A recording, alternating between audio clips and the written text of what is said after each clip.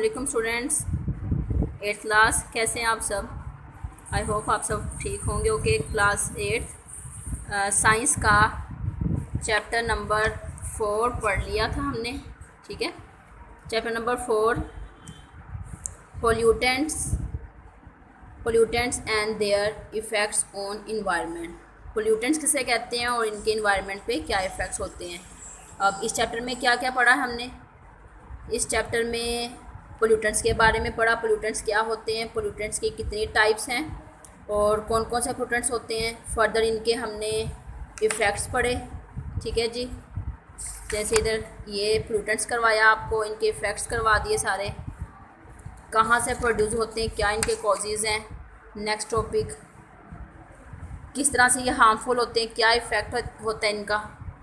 Next topic जो second था हमारा एक्टिविटीज़ थी, ह्यूमन एक्टिविटीज़ इन्वायरमेंट पे क्या क्या इनके असरात हैं, जिसमें हमारे पास फर्दर आता था green house effect, ozone depletion, ठीक है, और ग्लोबल वार्मिंग। और इनके अलावा मैंने आपको ये भी ब्लॉक भी करवाया है, ग्रीन हाउस जो रूम होता है ये वाला भी करवाया आपको। शॉर्ट क्वेश्चन आया, शॉर्ट क्वेश्चन ये भी आपने लर्न करना था। ठीक है जी, ग्लोबल वार्मिंग करवाया, इफ़ेक्ट्स। देन एसिड रेन की रीडिंग की है। एसिड रेन क्या होती है, किस तरह से बनती है, इसके क्या इफ़ेक्ट्स हैं, पेज नंबर 53 पे किया आपने।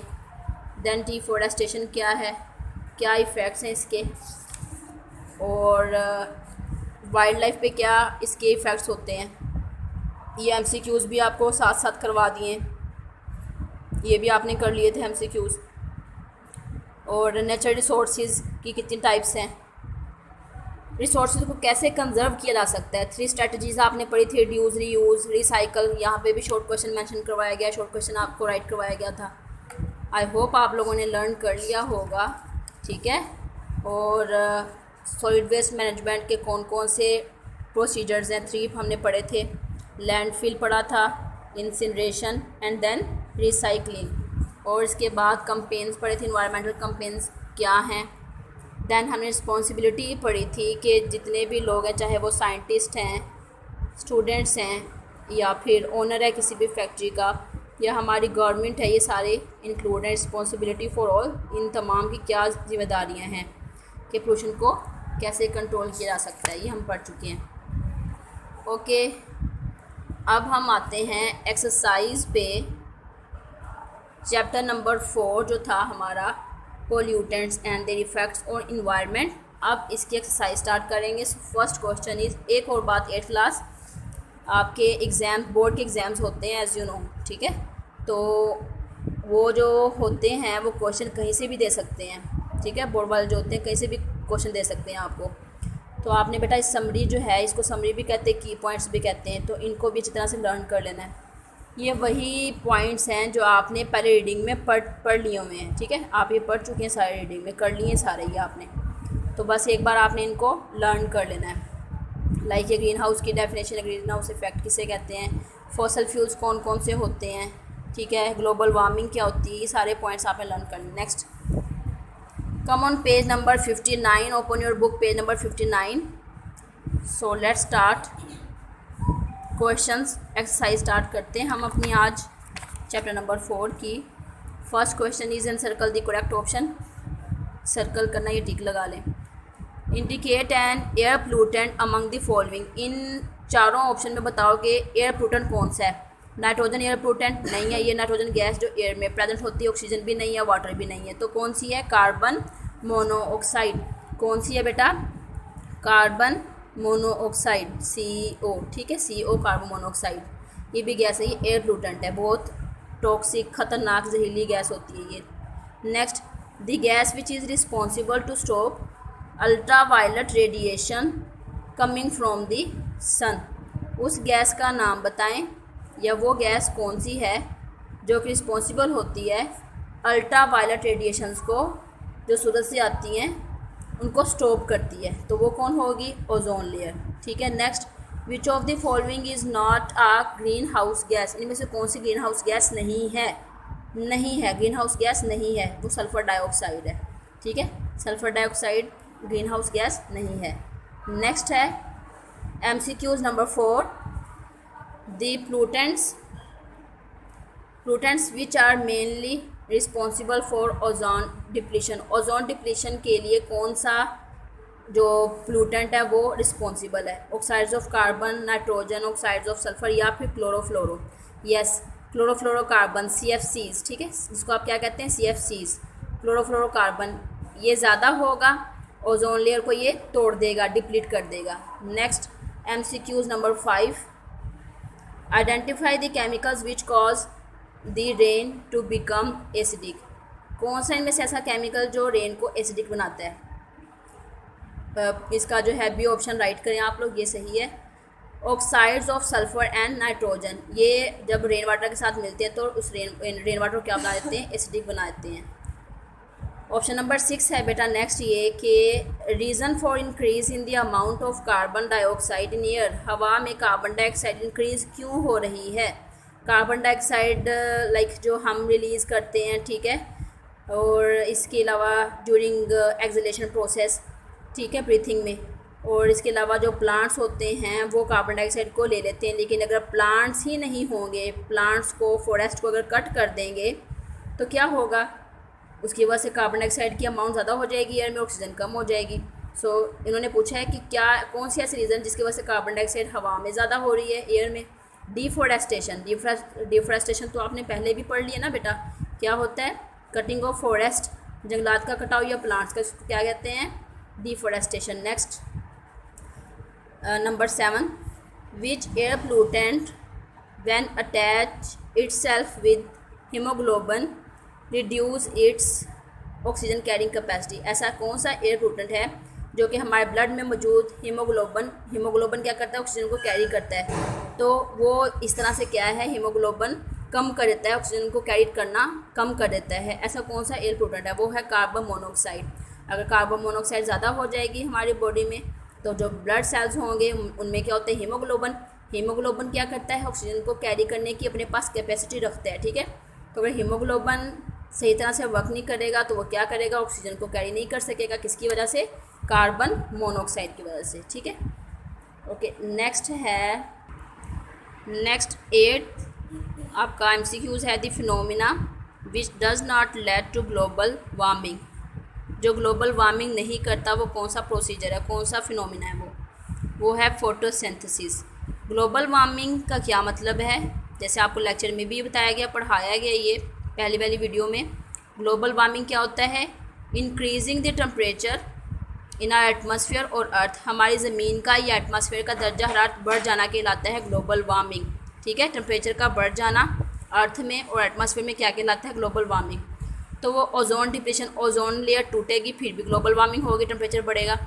ग्रीन हाउस इफेक्ट होगा, एयर पोल्यूटेंट गैसेज होंगी, ग्रीन हाउस गैसेज की वजह से भी इंक्रीज टेम्परेचर होगा, फिर भी ग्लोबल वार्मिंग होगा। डिफॉरेस्टेशन, जंगलात का कटाव होगा, दरख्त नहीं होंगे, वेजिटेशन नहीं होगी, फिर भी कार्बन डाइऑक्साइड ज़्यादा हो जाएगी, उसकी वजह से भी ग्लोबल वार्मिंग यानी कि इंक्रीज इन टेम्परेचर होगा। तो कौन सा ऐसा प्रोसेस है जो नहीं है? डज नॉट लेड फोटोसिंथेसिस, ठीक है, फूड मेकिंग प्रोसेस होता है। नेक्स्ट जो 9th है वो है glass and styrofoam are examples of non biodegradable. Glass और स्टेरोफोम किसकी एग्जाम्पल्स हैं? नॉन बायोडिग्रेडेबल की।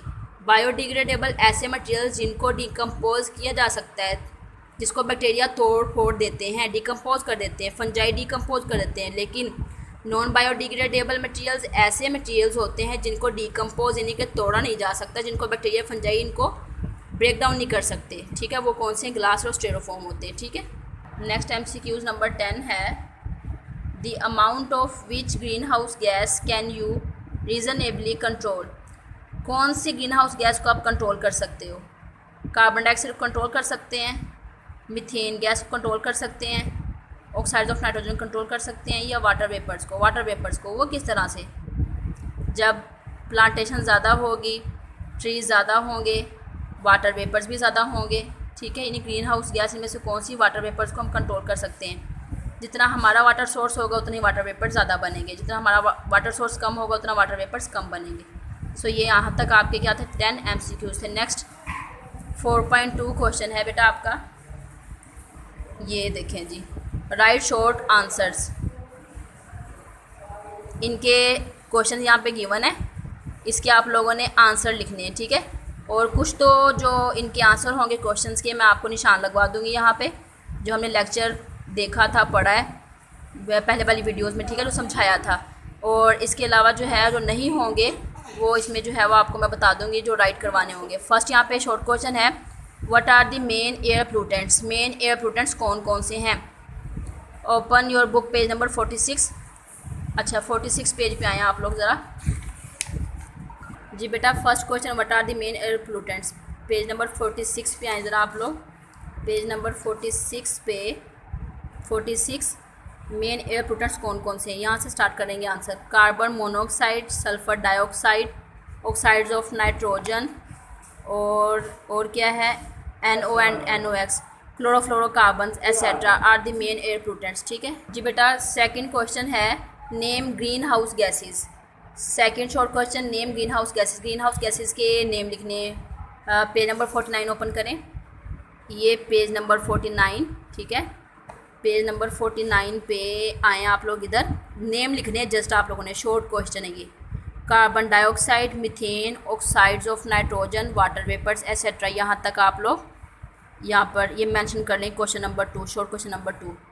नेक्स्ट जो आपके पास क्वेश्चन है वो है थर्ड क्वेश्चन, शॉर्ट है, name the acids which are present in the acid rain. Acid rain में कौन कौन से एसिड्स होते हैं। पेज नंबर 52 ओपन करें आप लोग।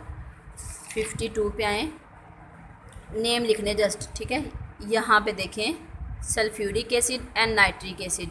प्रॉपर आंसर किस तरह से बनाएंगे आप लोग इसका मैं आपको बता देती हूँ अभी, ठीक है। पेज नंबर 52 पे बताया था ना, name the acids. Nitric acid and sulphuric acids are the acids which are present in acid rain, ठीक है। इस तरह से आंसर आपने कंप्लीट कर लेना है। नेक्स्ट आपका शॉर्ट क्वेश्चन नंबर 4 है, ozone layer is important why. Ozone layer हमारे लिए अहम क्यों है, ठीक है। पेज नंबर 50 ओपन करें।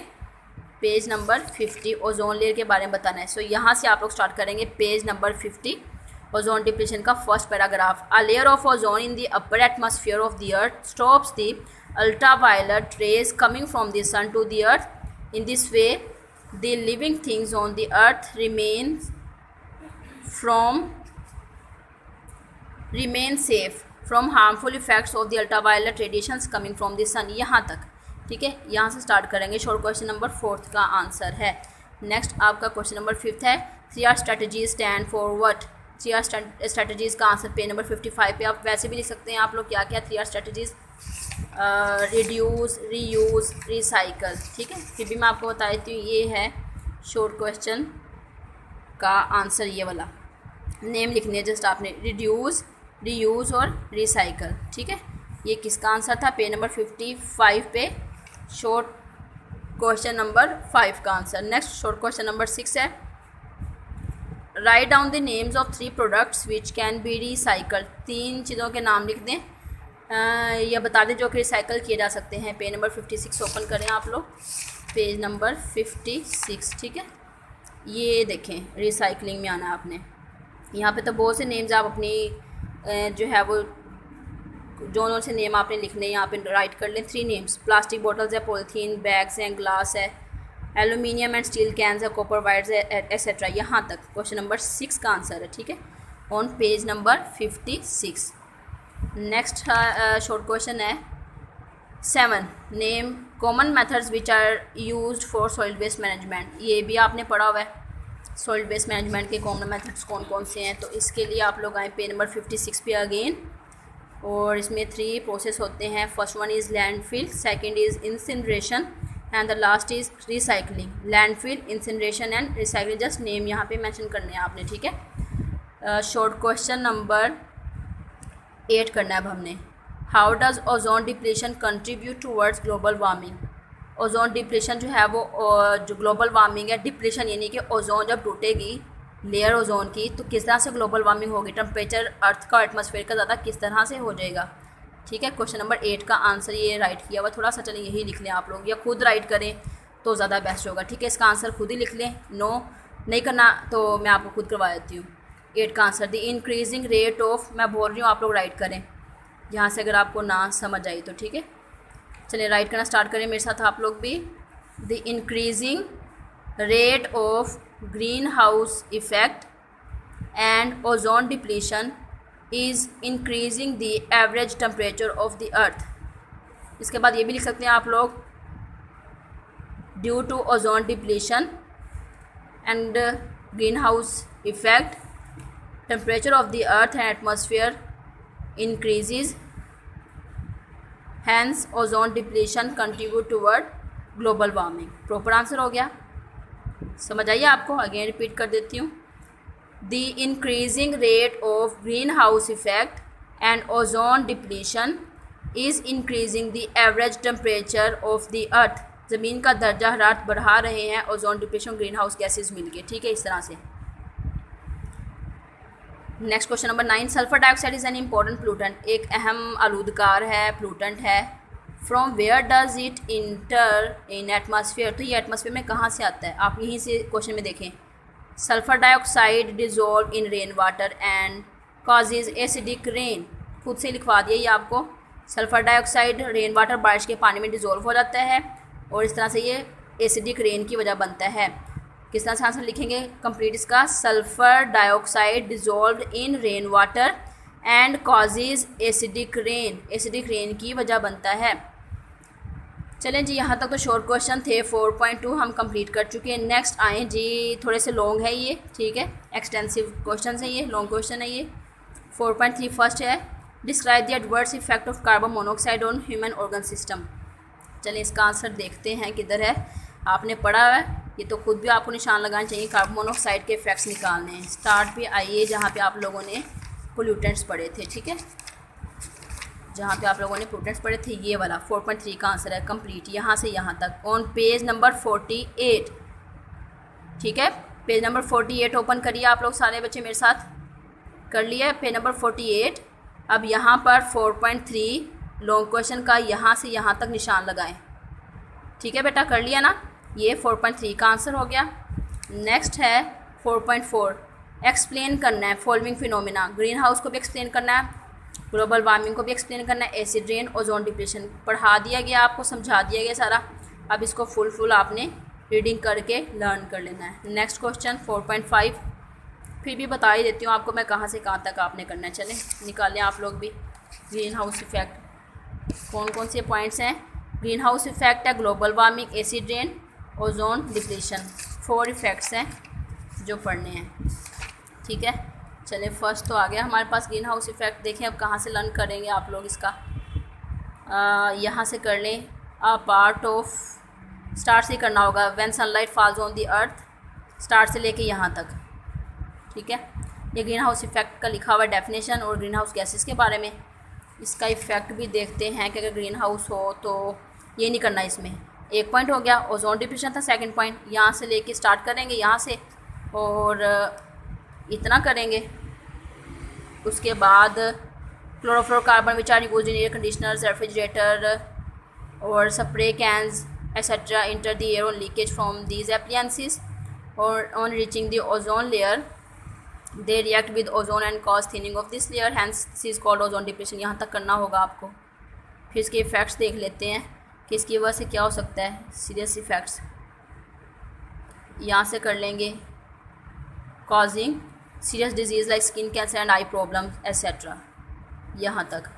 कॉजिंग ही नहीं लिखना आपने, यहाँ पे स्टार्ट पे क्या लिखोगे, ड्यू टू ओजोन डिप्लीशन। मैं लिख देती हूँ, यहाँ पे राइट कर देती हूँ, ठीक है। क्या लिखेंगे यहाँ पे आप लोग, due to ozone depletion, start पे ये लिखेंगे, ठीक है। इसके बाद यहाँ से स्टार्ट करेंगे, ठीक है। Causing serious disease like skin cancer and I problems etcetera, यहाँ तक एट्सेट्रा तक। नेक्स्ट क्या था, ग्लोबल वार्मिंग भी था।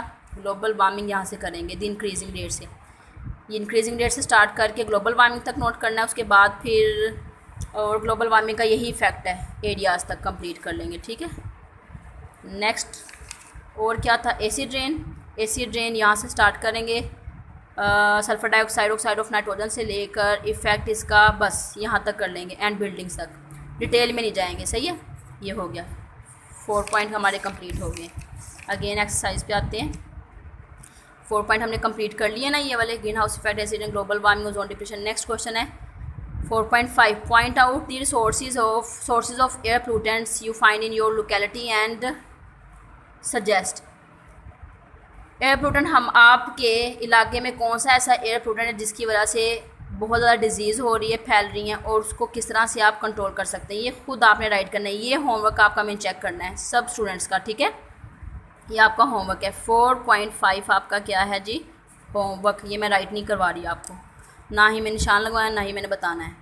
अब आपको ये पढ़ा दिया गया, ठीक है, लेक्चर दिया था, वीडियो में आपको समझाया था सारा, और अब आपने ये खुद राइट करना है। होमवर्क कॉपी पे सब बच्चों ने राइट करके सेंड कर देना है, ठीक है। फिर आपका ये मैं चेक कर लूँगी, सही है बेटा। नेक्स्ट है टू रिड्यूस द पोल्यूशन, इसी का आंसर क्वेश्चन है 4.6 suggest what can following communities do to reduce the. अब यहाँ पे स्टूडेंट्स हैं, फार्मर हैं, किसान हैं, तलबा हैं, फैक्ट्री ओनर्स हैं, ये साइंटिस्ट हैं, किस तरह से पोल्यूशन को कम कर सकते हैं, ये भी अब आपने 4.6 खुद ही करना है।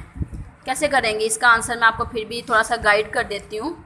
4.6 रिस्पॉन्सिबिलिटी फॉर ऑल है ना, इसी में पॉइंट गिवन है, फैक्ट्री ओनर का भी लिखा हुआ है और स्टूडेंट्स के बारे में भी लिखा हुआ है, और क्या था, फार्मर्स के बारे में भी लिखा है कि फार्मर फर्टिलाइज़र का कम यूज़ करें, ठीक है। फैक्ट्री ओनर्स का भी बताया हुआ है किस तरह से वो जो रिलीज़ करेंगे चिमनीज़ में से, इंडस्ट्रीज़ में, चिमनीज़ में से जो धुआं होता है, स्मोक होता है, किस तरह से वो रिलीज़ करवा सकते हैं। साइंटिस्ट का भी लिखा है, क्या लिखा हुआ है पीछे कि वो किस तरह से ऐसे केमिकल्स बनाएं। फैक्ट्री ओनर्स का तो ये ना चिमनीज़ में एग्जॉस्ट लगा दें, तो साइंटिस्ट का क्या है, ऐसे केमिकल्स बनाएं, वो प्रोड्यूस करें कि जो टॉक्सिक केमिकल्स को डिटॉक्सीफाई कर सकें। डिटॉक्सीफाई का मतलब होता है केमिकल्स के असर को ख़त्म कर सकें। इस तरह से आपने ये राइट कर लेना, ठीक है। इससे 3 पॉइंट्स इनाफ होंगे, 3 पॉइंट्स लिख लें या 5 पॉइंट्स लिख लें आप लोग। स्टूडेंट्स के बारे में, फार्मर या फैक्ट्री ओनर, साइंटिस्ट के बारे में 5 पॉइंट लिख लें सब स्टूडेंट्स, ठीक है। 4.5 क्वेश्चन, 4.6 क्वेश्चन अपनी अपनी कॉपीज़ पे आप लोगों ने राइट करना है, और उसके बाद आपने इसको सेंड कर देना है, फिर आपका ये काम चेक किया जाएगा, सही है। 4.7 क्वेश्चन पे आते हैं। What is deforestation, explain it's effects on wild life. 53 और 54 पेज ओपन करें ज़रा आप लोग, 53 और 54 पेज पे आएँ। ये 53 पे डिफॉरेस्टेशन की पहले डेफिनेशन करेंगे। Destruction of forest as a result of human activities called deforestation. फिर उसके बाद उन्होंने फैक्ट्स पूछे हैं, ये फुल पैराग्राफ करना है, ये वाला 4.8 पेज नंबर 53। और उन्होंने वाइल्ड लाइफ पे पूछा है, वाइल्ड लाइफ पे ये है इसका असर, 54 पेज पे है। यहाँ से ऑन नॉन कल्टिवेटेड प्लांट से स्टार्ट करेंगे, वाइल्ड लाइफ यहाँ तक ख़त्म करेंगे। समझ आ गया ना बेटा आपको। आगे कौन सा क्वेश्चन है, क्वेश्चन नंबर 8 है 4.8 what types of climatic change can appear bye deforestation. Again page number 53 open करें, पेज नंबर 53 ओपन करें अगेन आप लोग, यहाँ पे देखें 4.8 का आंसर है ये वाला, 4.8 का। 4.7 का मैंने क्या बताया आपको, पहले ये वाला बताना है आपने। 4.7 में फुल डिफॉरेस्टेशन नहीं करना, आप लोग यहीं से कर लें बस, दी इकोसिस्टम यहाँ तक, फिर ये वाला पैराग्राफ करना है फुल। ये 4.7 का आंसर, और 4.8 का आंसर जस्ट 53 पे है, लास्ट पैराग्राफ। ये 4.8 है, long question number 4.8। Deforestation start करना है ग्रीन हाउस तक, ठीक है, आगे भी लिखा हुआ है यहाँ तक, एंड ग्लोबल वार्मिंग। नेक्स्ट कौन सा क्वेश्चन है, 4.8 भी कर लिया हमने। 4.9 suggest ways for proper management of soil waste. 56 पे जितने भी मेथड्स हैं, 56 पेज ओपन करें मेरे साथ आप लोग। कितने मेथड्स हैं, 3 पढ़े हमने। 4.9 का आंसर लिखा हुआ, ये देखें जी लिखा हुआ है 4.9 लैंडफिल, इंसिनरेशन, रिसाइकलिंग, तीनों करने। यहाँ से स्टार्ट करेंगे, नेक्स्ट पेज यहाँ तक आप इसको फिनिश कर देंगे। क्वेश्चन नंबर 10, 4.10 आपका क्या क्वेश्चन है जी, recycling is good practice to conserve nature resource explain. 56 page again open करें, 56 पेज पे आएँ। क्वेश्चन नंबर 10 का आंसर बताने लगी हूँ आपको मैं। ये रिसाइकलिंग यहाँ से स्टार्ट करना है, नेक्स्ट पेज नंबर 57 तक यहाँ पे फिनिश करेंगे। 4.10 का आंसर भी मैंने साथ ही बता दिया, 4.10, ठीक है। नेक्स्ट क्वेश्चन नंबर 11 भी है, हाँ जी 11 भी है। What should we do to adopt 3R strategy. ये सारा तीनों स्ट्रेटजीज लिखनी है। 11 का आंसर किस पेज पे हो सकता है, पढ़ लिया ना आपने। चलें जी, ये है पेज नंबर 55, ठीक है, 55 पे यहाँ से स्टार्ट करेंगे। 11 का आंसर मेंशन भी किया हुआ है, यहाँ से स्टार्ट करेंगे फर्स्ट स्ट्रेटजी से, और ऑब्जेक्ट यहाँ तक, जिसमें रिड्यूस भी आएगा, रीयूज़ आ जाएगा और रिसाइकलिंग, तीनों आ जाएंगे, ठीक है। ये हमारा क्वेश्चन हो गया। Next 12 question and last long question है controlling pollution is a responsibility for all, what would you suggest individual organisations and the governments to share this responsibilities. 12 का आंसर पे नंबर 57 पे रिस्पॉन्सिबिलिटी फॉर ऑल उन्होंने पूछा हुआ है, जिसमें तमाम जितने भी लोग हैं सारे शामिल होंगे। ये वाला ये 12 का आंसर है, 4.12 का आंसर। रिस्पॉन्सिबिलिटी सारी याद कर लेनी आप, जितने भी पॉइंट्स हैं, ठीक है, यहाँ तक। ओके जी बेटा, ये तो आपकी एक्सरसाइज आज मैंने कंप्लीट करवा दी। नेक्स्ट इंशाल्लाह हम चैप्टर नंबर 5 स्टार्ट करेंगे, उसके लिए आपको नेक्स्ट वीडियो देखना पड़ेगी, ठीक है। तो यहीं तक आपकी ये एक्सरसाइज कंप्लीट हो चुकी है। 12 लॉन्ग क्वेश्चन तक 3 से 12 और शॉर्ट क्वेश्चन 4.2 सारी कंप्लीट करवा दी, जिसमें 9 क्वेश्चन थे शॉर्ट।